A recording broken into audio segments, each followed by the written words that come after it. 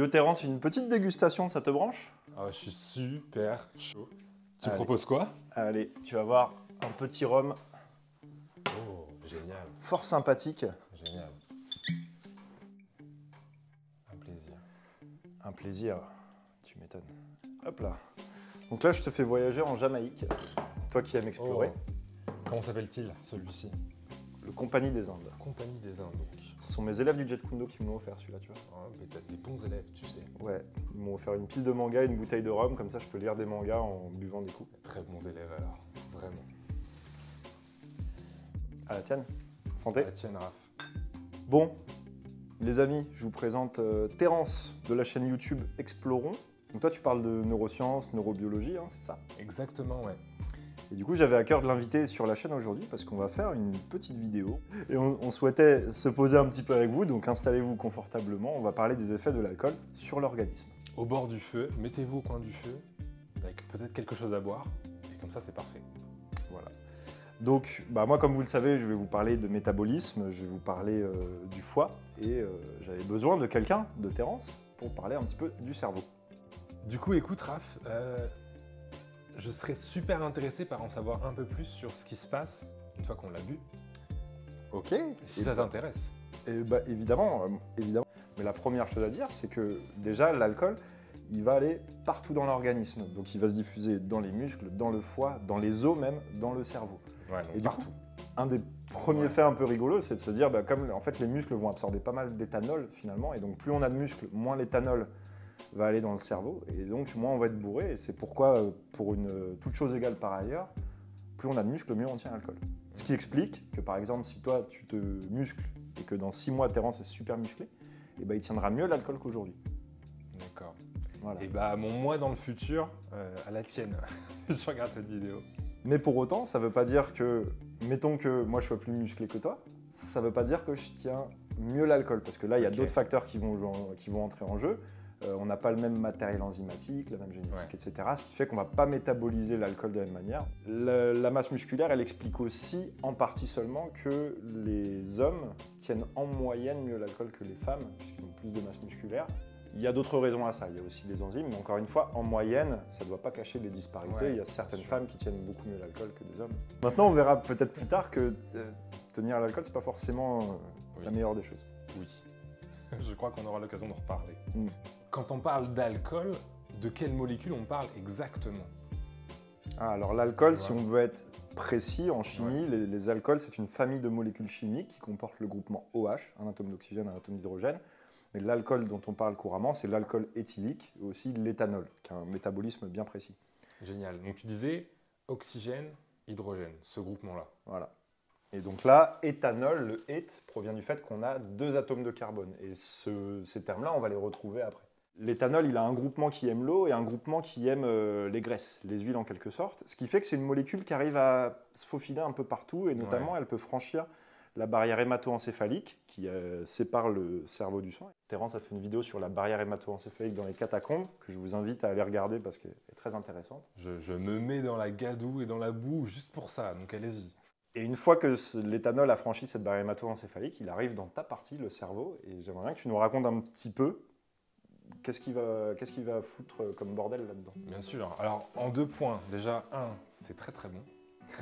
Parfait.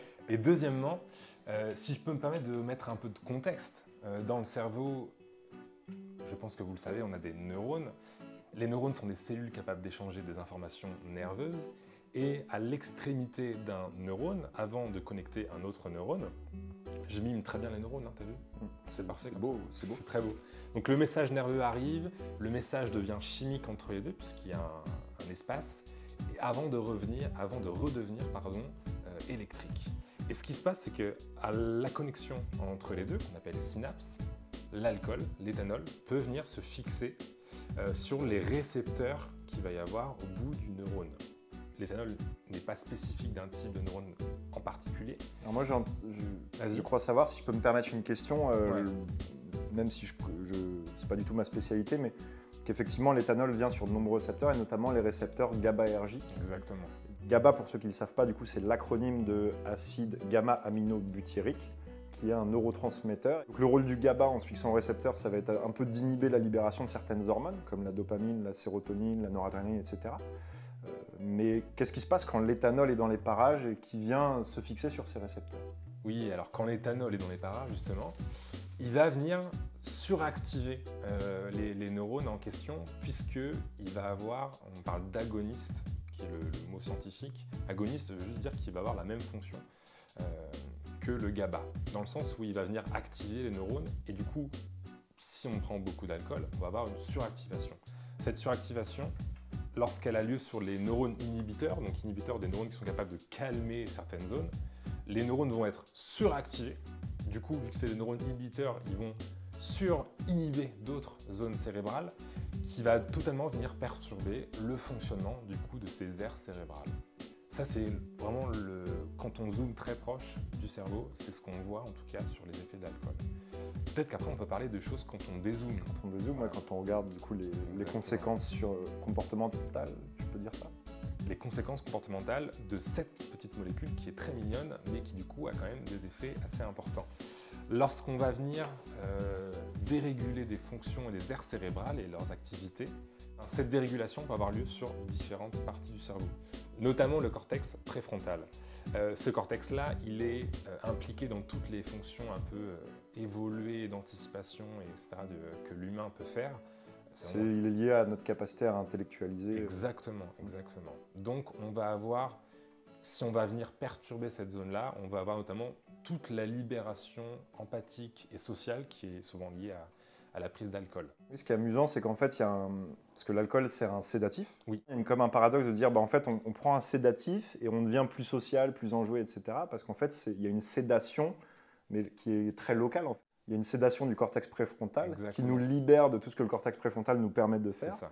Qui fait aussi qu'on prend des décisions pas très intelligentes. On s'enlève des filtres, en fait, des logiciels qui sont des logiciels cognitifs dans le cerveau, qui, en temps normal, nous mettent des barrières par rapport aux autres, alors que là, je vais être beaucoup plus empathique. Ça va, t'as vu de gorger. C'est vrai, c'est que le début. Action sur le cortex préfrontal, action sur l'hippocampe, la zone de la mémoire qui est en dessous. Peut-être on en reparlera plus tard avec le. C'est pas les amygdales ici? Alors oui, exactement, l'amygdale est... c'est dur de pointer quelque chose dans le cerveau, en effet. On peut le garder dans la vidéo.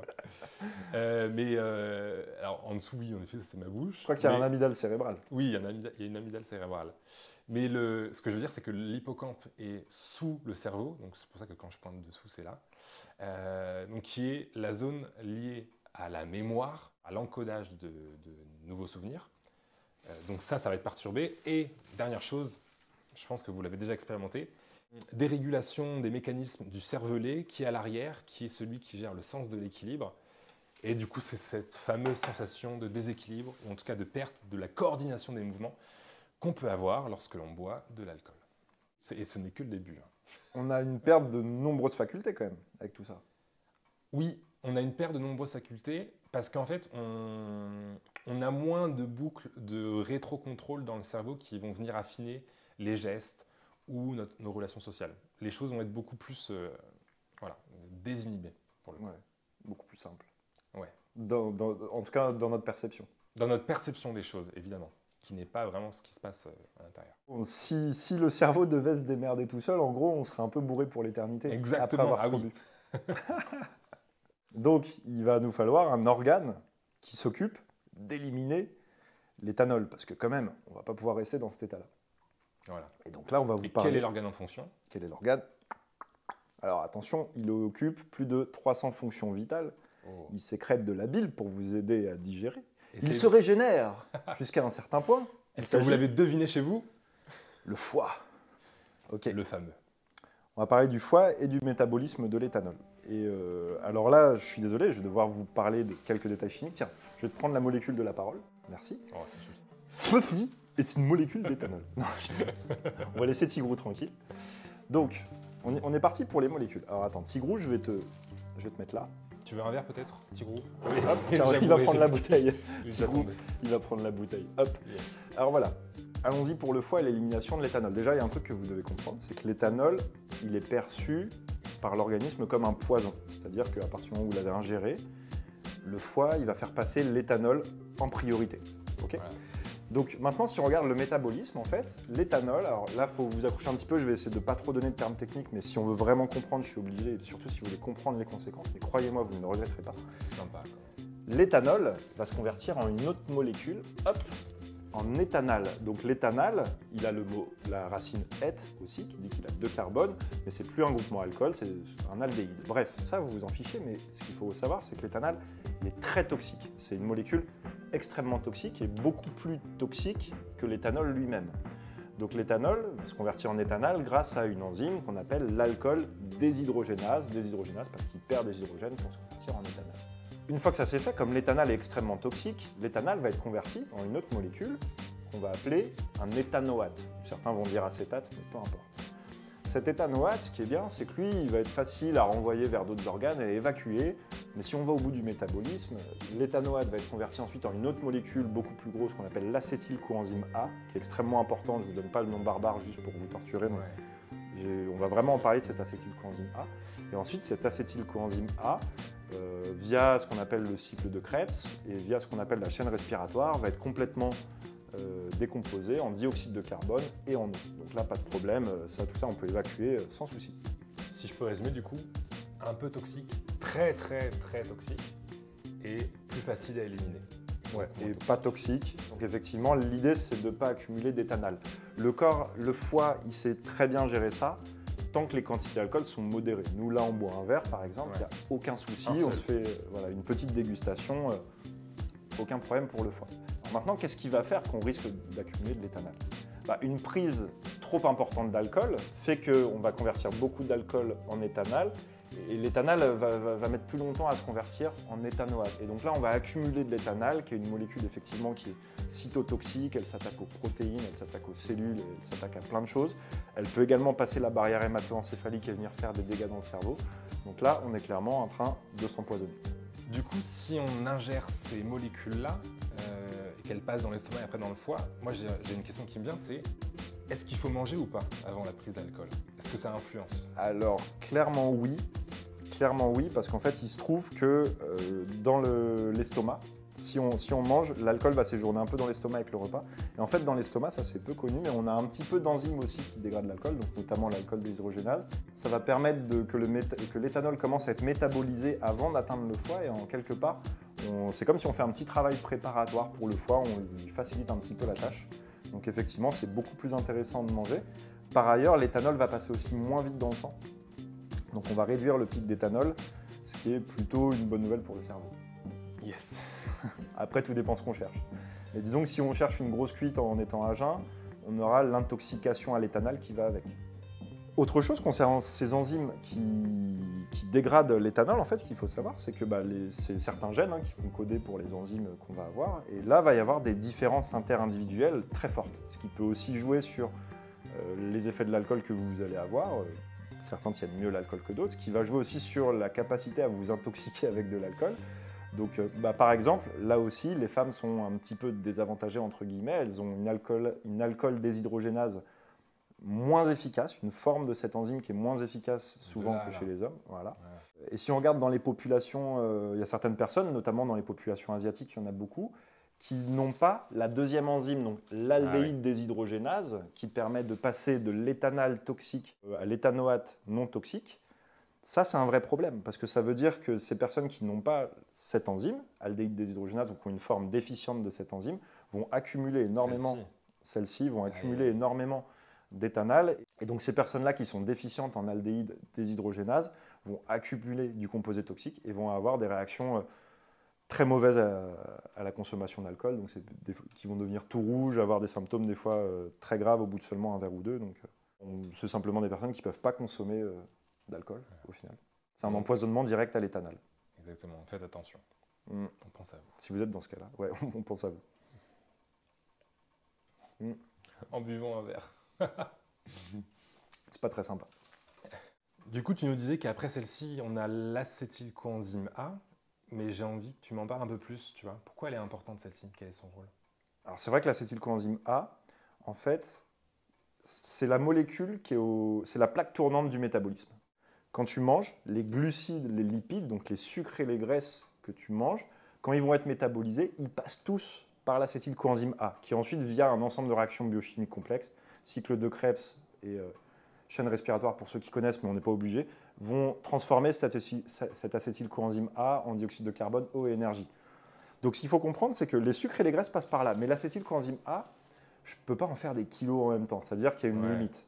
Ce qui fait que comme l'alcool étant considéré comme un énorme poison par l'organisme, le foie il va s'occuper de détoxifier, là c'est de la vraie détox pour le coup, de convertir l'alcool en acétyl coenzyme A, il ne va plus faire ces conversions pour les sucres et les graisses, et du coup il va se retrouver à faire quelque chose qu'on ne veut absolument pas qu'il fasse parce que ce n'est pas sa fonction, il va se mettre à stocker du gras.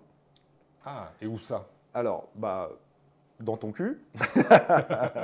Mais ça, limite, c'est pas grave. On a des adipocytes qui sont faits pour ça, dans le ventre, etc. Non, plus sérieusement, on va favoriser effectivement le stockage des graisses de manière générale dans l'ensemble de l'organisme, mais surtout, on va favoriser le stockage des graisses dans le foie. Et donc ça, si on le fait régulièrement, on va faire un foie gras. Je ne vais pas rentrer plus dans le détail parce qu'on va faire ensuite la vidéo sur ta chaîne qu'on va tourner juste après. On va parler des effets de l'alcool sur le long cours et on reparlera de ce foie gras.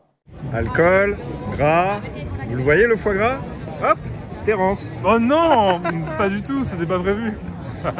Mais du coup, il y a un embouteillage métabolique en quelque sorte, qui fait qu'on va stocker le sucre et les graisses. Et même cet acétyl-CoA produit en trop grande quantité va conduire lui-même à reformer de la graisse et du cholestérol et ce genre de choses. Donc, vraiment pas top. Bon, si on devait faire la synthèse au final du problème d'une consommation trop importante d'éthanol, on aurait de l'éthanol en trop grande quantité qui va s'accumuler et qui est clairement un cancérigène avéré chez l'animal, mais chez l'homme, on est presque sûr. En tout cas, on sait qu'il est extrêmement toxique.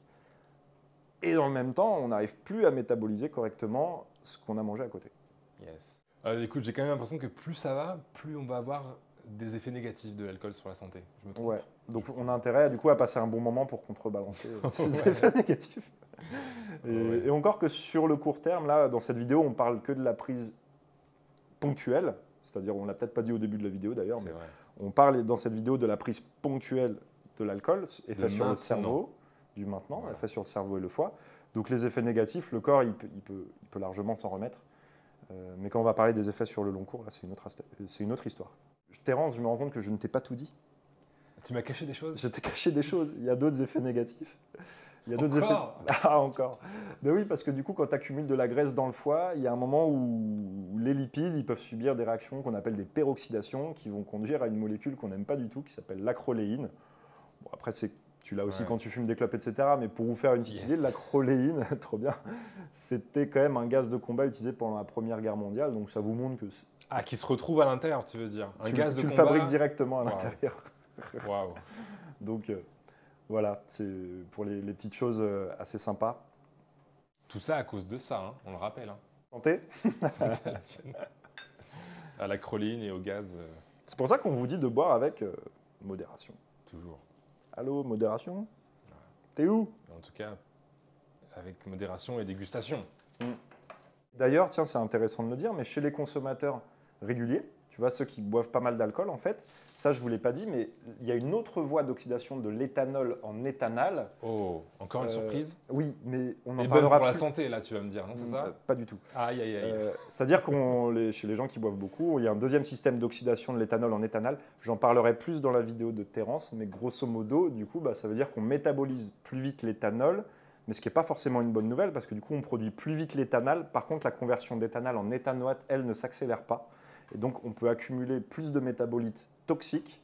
Donc, finalement, on a tout à gagner à pas trop s'accoutumer. Ouais. Quelque part. J'ai l'impression, Mais on va pas en dire plus parce que ça va être le sujet de ta vidéo. Si on prend un peu le chemin chronologique qu'on avait commencé, on a parlé de l'effet sur le cerveau, de l'effet sur le foie. Peut-être qu'on va parler de... Si on continue dans les heures après la prise d'alcool, j'ai envie de parler un peu de sommeil, tu vois, peut-être. Ah oui. Quand tu vas te coucher? Quand tu vas te coucher, ouais. Est-ce que je peux aller me coucher en disant « Ah, bon, c'est bon, l'effet sédatif va faire que je vais passer une bonne soirée, une bonne nuit. Je vais bien dormir, non ?» Tu vas... J'ai l'impression que la réponse ne va pas me plaire, non? Non, elle ne va pas te plaire du tout. En fait, tu l'as dit, c'est un sédatif. Et un sédatif, ça ne te fait pas vraiment dormir, ça t'éloigne de l'état d'éveil. En fait, pour faire très simple, le sommeil, ça tu le sais aussi bien que moi, on va le découper en plusieurs phases. Et donc, on va avoir des phases de sommeil paradoxal, des phases de sommeil profond. Ce qu'on sait, c'est que bon, on fait des rêves la nuit, voilà, ça je pense qu'on sait tous. Mais ce qu'on sait, c'est qu'on fait des rêves en tout cas pendant la phase de sommeil paradoxal et que pendant cette phase, on va consolider les choses qu'on a apprises dans la journée et même dans les journées d'avant. Et en fait, l'éthanol, quand il y a de l'éthanol dans le cerveau, et même de l'éthanol un petit peu, ça vient supprimer le sommeil paradoxal. Donc il y a deux problèmes à ça. Le premier problème, c'est qu'on récupère beaucoup moins bien. Le deuxième problème, c'est qu'on ne consolide pas les acquis. Ce qu'on a appris, on va pas pouvoir fixer dans la mémoire. D'ailleurs, il n'y a pas longtemps, j'ai fait le topo un peu à mes étudiants sur les soirées. Ça. Écoutez bien. C'est pour les étudiants et je suis désolé, j'ai une mauvaise nouvelle pour vous, c'est qu'en fait, on s'est rendu compte dans des études que même si on est sous une soirée, par exemple le vendredi soir, en fait, on va fragiliser les acquis, non pas que du vendredi, mais du jeudi, du mercredi et du mardi. Donc, c'est malheureusement pas terrible.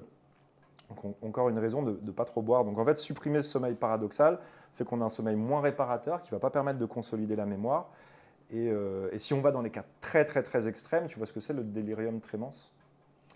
En tout cas, le fait de, si on n'arrive pas à rêver la nuit, avoir des rêves qui se passent du coup la journée. C'est ça, c'est que les rêves, en fait, si à un moment on est chez les vrais les alcooliques très avancés, une fois qu'ils vont même plus du tout rêver la nuit, les rêves vont venir en fait carrément s'incruster pendant l'état d'éveil. Et donc là, on a des hallucinations en fait, tout simplement. Donc c'est plutôt niveau sommeil pas trop terrible. Et ben, du coup, est-ce que tu as un conseil peut-être à nous donner? Parce que j'aimerais quand même bien dormir ce soir. Tu veux mon meilleur conseil santé du coup? Ton meilleur conseil santé d'influenceur santé et cuisine? Si vous voulez boire des coups, le meilleur moment, c'est le matin. Comme ça, tu vas te coucher et tu as eu le temps de métaboliser l'éthanol et tu auras un bon sommeil. Un Irish coffee par exemple. Voilà. Un petit whisky dans le café, c'est ça que tu proposes? Et comme ça, la nuit, exactement, tu pourras consolider ce que tu as appris dans la journée. Après, je pense que si tu commences à l'Irish coffee le matin, je ne sais pas si tu vas apprendre grand-chose. C'est vrai. C'est une journée qui est partie. Voilà. On est à 2 doigts de dire que c'est mieux de ne pas boire de l'alcool. Attention, on est à 2 doigts. Non, malheureusement, le seul vrai conseil, c'est le conseil le plus chiant, c'est de vous dire de vous abstenir. Bon, maintenant, Terence, c'est moi qui ai une petite question pour toi. Parce que parfois, quand on boit trop, alors déjà, on a une nuit pourrie, mais en plus, le pire, c'est quand tu te réveilles le matin et tu te rappelles de rien.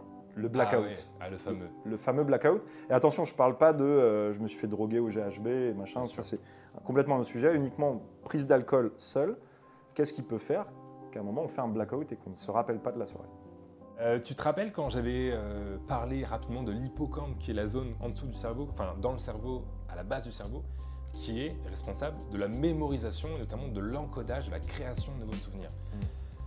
Cette zone-là, quand il y a trop d'éthanol et d'éthanal dans le cerveau, elle peut dysfonctionner jusqu'au point que le passage de la mémoire à court terme vers la mémoire à long terme ne se fait plus du tout. On peut prendre la métaphore d'un ordinateur et d'un disque dur dans lequel les deux sont reliés. Les deux peuvent fonctionner, donc l'ordinateur fonctionne, le disque dur fonctionne, mais à un moment, la connexion entre les deux, le port USB peut être débranché. C'est exactement ce qui se passe. Et donc la présence d'alcool autour de ces neurones-là va faire que le process ne se fait plus, la plasticité neuronale qui permet la création de nouveaux souvenirs ne se fait plus, et là, c'est le blackout. Et j'ai une petite question, vas-y, si je peux me permettre. Est-ce que, tu vois, des fois tu te réveilles et bon, tu te rappelles rien de ta soirée, mais tu arrives à recoller un peu les bouts, tu sais, comme dans un mec, elle est où ma caisse? Elle est où ta caisse, dude? Attends, on a bougé hier soir? Hein? Ouais, je crois. Tu crois? Je sais pas. Je vois. C'est un souvenir à toi ou? Ouais, c'est rarement le cas quand même. C'est rarement le cas. Quand un souvenir n'est pas encodé dans la mémoire à long terme, il est juste perdu, tout court. Donc si vous avez parfois ce sentiment de retrouver un souvenir, ça peut être une illusion qu'on appelle le faux souvenir, parce que vos amis vous ont parlé, vous avez vu des vidéos sur votre téléphone portable ou des photos qui sont parfois compromettantes, et cela recrée un faux souvenir, mais ce n'est pas un vrai souvenir. On le recrée, même si ça peut être recréer un faux souvenir qui est en fait la réalité de ce qui s'est passé. Si je perds un souvenir, je le perds pour toujours. Exactement. Okay. Il n'est pas mis en stand-by quelque part, il est juste reboot. Voilà. Ok. Ciao. Donc on a vraiment débranché la clé USB. Exactement. N'allez pas jusque-là parce que clairement, c'est se mettre en danger. Il ne faut pas se mentir. C'est se mettre en danger. Exactement. Tu parlais du lendemain, parce que moi j'ai parlé blackout, mais peut-être qu'on peut parler aussi de petites recettes le matin Comment faire pour ne pas avoir la gueule de bois, par exemple? Je sais pas, tu vois. Le sujet de la gueule de bois, je pense, intéresse beaucoup de gens. Le sujet de la gueule de bois intéresse sûrement beaucoup de gens. On va commencer par essayer d'expliquer ce que c'est que la gueule de bois. Exactement, d'où elle vient. Alors, la gueule de bois, il y a plein de facteurs. C'est pas encore totalement même clair dans les articles, mais en tout cas, ce qu'on peut dire, c'est que c'est un ensemble de facteurs qui conduisent à un ensemble de symptômes désagréables, sensibilité à la lumière, fatigue, nausée, mal au crâne, etc. Maintenant, quelles sont les causes d'une gueule de bois? Exactement. Je vais t'en donner au moins 3. Yes. Il y a la déshydratation, parce que l'éthanol inhibe la sécrétion d'une hormone, l'hormone antidiurétique, donc c'est la fameuse vasopressine, qui a pour rôle en fait de gérer la bonne hydratation du corps. Et donc quand on inhibe la sécrétion de cette hormone, les reins ne fonctionnent plus comme il faudrait, et donc on va libérer pas mal d'eau, ce qui fait que tu bois 1 litre de bière, tu vas en pisser 2. Yes. En fait, et du coup, il y a un effet où on boit des boissons avec de l'alcool, mais qui contiennent majoritairement de l'eau, mais dans le bilan, on se déshydrate. Donc la déshydratation, ça je pense que tout le monde le sait, c'est pas un scoop, ça a beaucoup d'effets négatifs. Voilà. Il y a des processus inflammatoires qui vont se mettre en place. Là, c'est compliqué, je ne vais pas forcément rentrer dans les détails. Moi, je vais parler de la partie plutôt chimique maintenant, il est en cause, l'éthanol. Alors lui, que fait-il? De plus en plus, on pense qu'il joue un très grand rôle dans la gueule de bois, simplement par sa toxicité en fait. Quand on a bu trop d'alcool, on n'a pas encore réussi à éliminer tout l'éthanol et voilà, on s'est intoxiqué clairement. Mais il y a un 4e truc qu'on connaît un petit peu moins, c'est ce qu'on appelle les congénères. Donc les congénères... Ah, on n'en a pas encore parlé. Qu'est-ce que c'est les congénères? Alors les congénères, ce sont des produits qui sont fabriqués pendant le processus de fabrication de l'alcool. Donc typiquement la fermentation. Pendant la fermentation, on connaît la fermentation alcoolique qui transforme le sucre en alcool, mais en fait, pendant la fermentation, il y a plein d'autres réactions qui se produisent en même temps. Et donc on peut avoir par exemple un peu de méthanol, on va avoir du glycérol, on va avoir plein de trucs. Et on va parler, je pense, du congénère le plus important, le méthanol. Alors le méthanol, c'est extrêmement toxique, c'est-à-dire que si vous buvez un alcool mal préparé avec trop de méthanol, vous pouvez mourir ou devenir aveugle, donc attention. Alors, attends, j'ai une petite question du coup. On parlait d'éthanol, là on parle de méthanol, c'est quoi la différence entre les deux? C'est une très bonne question parce qu'effectivement, on a vu que vous voyez ces molécules à 2 boules noires qui ont 2 atomes de carbone, c'est éthanol, éthanal, éthanoate. Le préfixe « eth » veut dire de carbone. Donc les 2 boules noires qu'on a ici. Voilà. Et en fait, le méthanol, quand on dit meth, c'est un seul carbone, donc une seule boule noire. Donc en fait, voilà, le méthanol, déjà, il est très toxique. Alors je vous rassure, quand on parle de gueule de bois et de traces de méthanol, je sais pas, dans des bourbons, des whisky, des choses comme ça, on parle vraiment de traces, donc ça vous rendra pas... Dans le rhum, excuse-moi, dans le rhum, il y en a aussi des congénères? C'est dur à dire. Oui, il y en a des congénères. En tout cas, ce que vous devez savoir sur le méthanol, c'est que déjà, de base, le méthanol est beaucoup plus toxique que l'éthanol. Ensuite, le méthanol, il a le même métabolisme que l'éthanol, c'est-à-dire que le méthanol donne du méthanal qui va donner du méthanoate. La différence, c'est que tous ces métabolites sont beaucoup plus toxiques que ceux qu'on a avec l'éthanol. Donc en fait, on y perd à tous les plans. Et même à très faible quantité, le méthanal est plus toxique que l'éthanal, le méthanoate est plus toxique que l'éthanoate qui n'était pas toxique. Donc en fait, clairement, on va prendre cher. Si on résume ça, en fait, le méthanol par lui-même et par ses métabolites, en fait, va vous empoisonner, en plus de l'éthanol. Du coup, là, on a commencé à citer différents alcools, autres que le rhum. Est-ce que si j'en mélange, est-ce que si je prends de la vodka ou du whisky ou du vin après mon rhum, est-ce que ce mélange des alcools va être délétère pour moi ou pas? On a souvent cette impression que si on mélange tout, ça va être n'importe quoi. Ouais, autrement dit, la fameuse idée que plus je mélange et plus j'ai la gueule de bois. Alors, je dirais, dans la pratique, c'est vrai. Parce qu'en général, quand tu commences à mélanger les alcools, c'est que tu as décidé de t'en coller une bonne et du coup, le lendemain, tu te prends une gueule de bois bien carabinée. En réalité, c'est faux, dans le sens où si on le fait à volume d'alcool total consommé constant, ça n'augmentera pas la gueule de bois. C'est-à-dire que 3 verres de rhum contre 1 verre de rhum, 1 verre de vodka, 1 verre de whisky, par exemple. Ouais, et si congénère mis à part, on aura la même gueule de bois si on avait la même quantité d'alcool. Okay, donc en fait, l'effet mélange des alcools provient vraiment du fait que souvent on en boit plus au total. Et le fait d'avoir bu 2-3 verres de plus, ça t'augmente pas mal la gueule de bois. Donc ça, c'est une idée reçue. Mais c'est rigolo de voir qu'il y a des alcools plus comment dire, plus propices à donner la gueule de bois que d'autres. Ça, c'était pas du tout intuitif pour moi, mais par exemple, la vodka qui est blanche, qui contient vraiment que de l'éthanol et de l'eau quasiment, Ouais. voilà, va moins donner la gueule de bois qu'un whisky qui contient plus de congénères.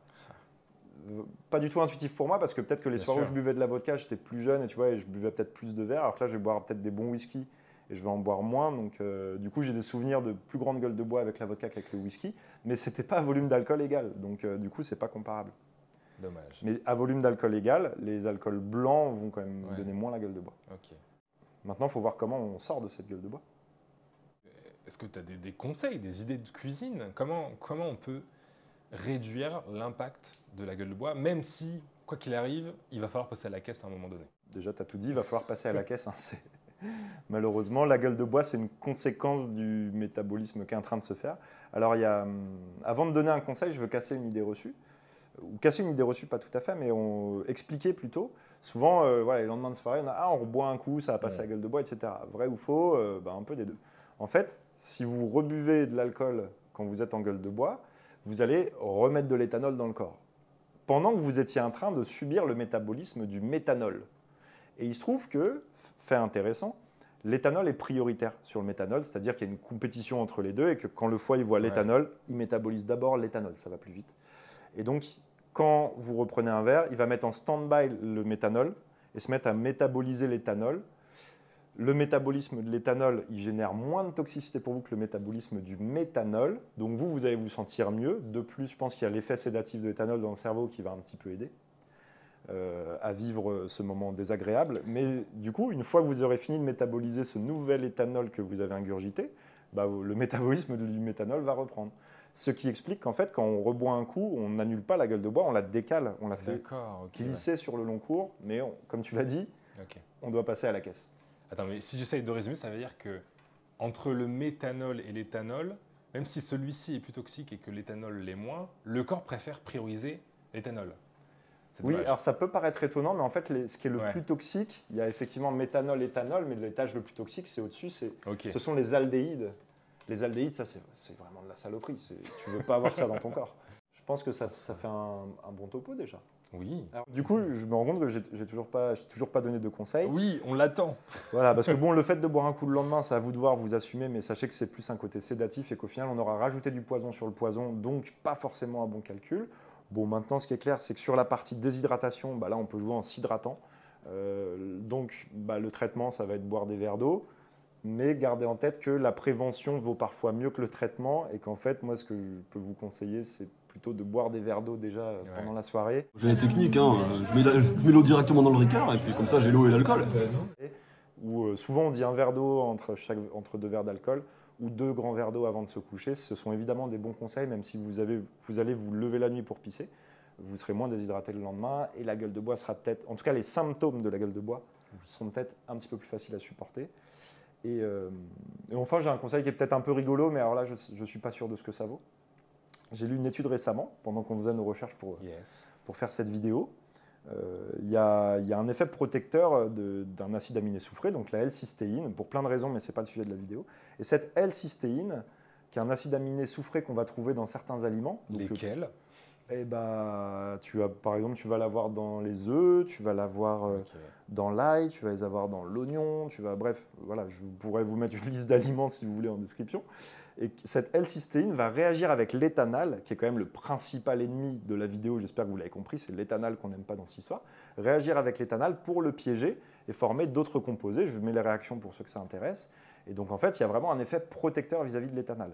Maintenant, attention, est-ce que ça marche dans la pratique? Très honnêtement, les études elles ont été faites in vitro, c'est-à-dire directement sur des cellules, en dehors d'un organisme vivant. Et donc, on a bien observé cet effet, voilà, ça fonctionne. Maintenant, dans un organisme vivant, les choses sont plus complexes. Je suis totalement incapable de vous dire si ça marche. Donc, voilà, si tu peux le tester pour Ah, le je suis public. chaud. Mais testons-le ensemble, d'ailleurs. On fait une étude Non, mais ensemble. N'encourageons pas à s'intoxiquer Ah oui, avec l'éthanal. Donc, voilà. Est-ce que Voilà. ça te convient? Exactement. En résumé, manger des omelettes, c'est bien. En plus, c'est plein de bonnes choses. C'est plein de bonnes choses. Non, de manière générale, la L-cystéine a un effet protecteur par l'intermédiaire du glutathion. Bref, donc c'est de toute façon, indépendamment d'une prise d'alcool, c'est bien d'en consommer. Petit conseil santé. Peut-être que je finis par un dernier conseil qui fait plus de sens, parce qu'on a oublié de le dire quand même, pour la gueule de bois, il y a un des facteurs, on l'a dit, le sommeil. Votre sommeil, il est claqué au sol quand vous avez bu de l'alcool. Donc il y a aussi le manque de sommeil qui va augmenter les effets de la gueule de bois. Donc un des bons remèdes, effectivement, une fois qu'on s'est hydraté, ça va être se reposer, dormir, ça c'est clair. Et ensuite, manger des fruits, des légumes. Il faut essayer de reprendre un petit peu les vitamines, tout ça dont on a besoin pour que le corps se remette à fonctionner en mieux. Mais là, voilà, c'est des conseils très généraux. Mais clairement, le sommeil et l'hydratation, on ne peut pas y couper si on veut bien récupérer. Ouais, donc après un gros samedi soir, c'est un dimanche sous la couette un peu, tu vois. C'est ce que tu veux dire. Je ne sais pas si je dirais comme ça, parce qu'il y a... Très mal dit alors. Non, c'est-à-dire qu'il y a aussi l'option, mais ça va dépendre vachement des individus, par exemple, d'aller courir un peu, de transpirer un petit peu. Ça peut avoir un petit effet qui va aider un petit peu à se ressentir bien. Moi, c'est perso quelque chose que je vais faire, genre un lendemain de soirée, j'aime bien faire un entraînement pas trop intensif, peut-être aller courir un peu, faire un peu de sac de frappe, tu vois, et pour éliminer, transpirer l'eau et l'alcool. Et voilà, alors ça repose pas sur un protocole scientifique, là, c'est juste... ça me permet de sentir que j'ai bien remonté et ensuite on est reparti pour le lundi. Ouais, le sport pour le bien-être. Voilà. C'est important, déjà. C'est ça. Yes. Parce que c'est avant tout dans la tête. Hein. Le ressenti des effets négatifs d'une gueule de bois, comme une douleur de manière générale, il ne faut pas oublier que c'est quand même le cerveau, donc se faire du bien. Ouais. Petite branlette. Les dimanches sous la couette, c'était ça en fait. Yes. Ok. Voilà, on conclut? Ça a été très bien. Ouais.